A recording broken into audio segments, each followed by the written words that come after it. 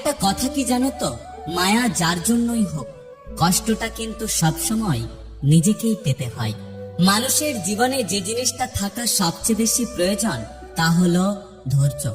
কারণ ভালো সময়কে পাওয়ার জন্য মানুষের ধৈর্যের প্রয়োজন, আর খারাপ সময়কে কাটিয়ে ওঠার জন্য মানুষের ধৈর্যের প্রয়োজন।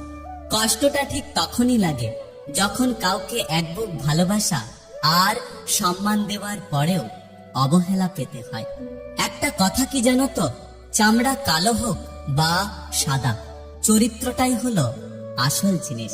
আমি ক্লান্ত মিথ্যে মানুষের মিথ্যে হাসিতে, মিথ্যে ভালোবাসায় আর মিথ্যে বন্ধুত্বে। আমি যার থেকে একবার দূরে সরে যাই, সে পরে হাজার খুঁজলেও আমাকে আর কখনো পায় না। আমি এমনই, নিজেকে যতটা সস্তা দেখাই, প্রয়োজন